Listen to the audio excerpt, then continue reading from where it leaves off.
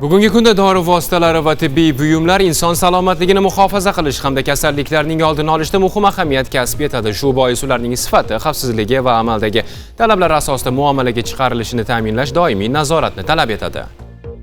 Iste'molchiga yetib borayotgan dori vositalari va tibbiy mahsulotlar qanday tartibda tekshiruvdan o'tkaziladi? Soxta va sifat talablariga javob bermaydigan mahsulotlarning bozorga kirib kelishiga qarshi qanday choralar ko'rilmoqda? Ushbu savollarga javob topish va sohadagi nazorat mexanizmlari bilan yaqindan tanishish maqsadida muxbirimiz Diyora Soatova mavzuni o'rgandi. Har bir dori vositasi va tibbiy jihoz bir necha tekshiruv bosqichlaridan o'tadi, toki dorixona peshtaxtasiga yetib kelguniga qadar. Ularning sifati, xavfsizligi va samaradorligi mutaxassislar tomonidan sinchiklab tekshiriladi. Xo'sh, ushbu jarayonlar qanday amalga oshiriladi? Farmatsevtika mahsulotlar xavfsizligi markazida Vazirlar Mahkamasining 738-sonli qarori orqali barcha xavfsizlik ko'rsatkichlari belgilab qo'yilgan. Dori vositalari, tibbiy jihozlar tibbiyot amaliyotda qo'llanishdan oldin dastlab davlat ro'yxatidan o'tkaziladi hamda ro'yxatdan o'tkazilganlik guvohnomasi berilib, davlat reyestriga kiritiladi. So'ngra ro'yxatga o'tkazilgan dori vositalari respublika hududiga olib kirib, tibbiyot amaliyotda qo'llanishdan oldin sertifikatlashtirish jarayonidan o'tkaziladi. Aynan sertifikatlashtirish jarayonida ham, ro'yxatga o'tkazish jarayonida ham dori vositalari, tibbiy jihozlarning laboratoriya sinovlari Farmatsevtika mahsulotlar xavfsizligi markazi davlat muassasasining sinov markazi laboratoriyalarida amalga oshiriladi.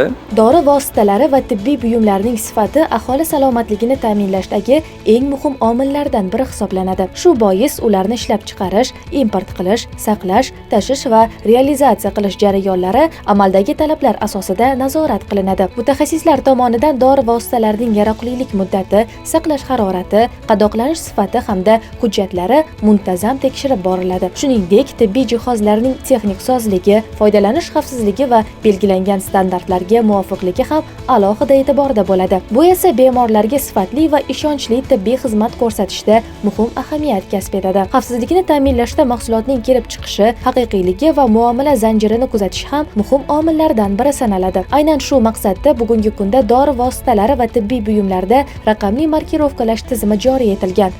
Mazkur tizim mahsulotning harakatini ishlab chiqaruvchidan iste'molchigacha kuzatish, uning asl ekanligini tasdiqlash hamda soxta mahsulotlarning muomalaga kirib kelishini oldini olishga xizmat qilmoqda. Dori vositalarining xavfsizlik ko'rsatkichlarida maxsus tizimlar, ya'ni maxsus markirovkalash tizimi yo'lga qo'yilgan. Bu markirovkalash tizimi har bir dori vositasining qadog'ida mavjud bo'ladi.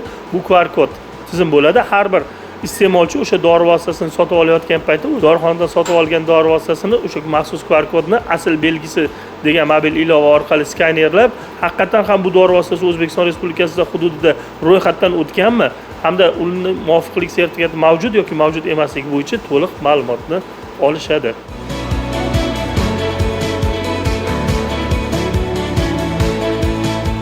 Dori vositalari va tibbiy jihozlarning xavfsizligi qanchalik darajada nazorat qiluvchi tashkilotlarning vazifasi bo'lsa, shu barobarda iste'molchilarning ham mas'uliyatidir. Sotib olayotgan mahsulotlaringiz qadog'i va yaroqlilik muddatiga doimiy ravishda e'tiborli bo'ling. Bu kun Diyora Soatova, Sardor Yo'ldoshev, Toshkent.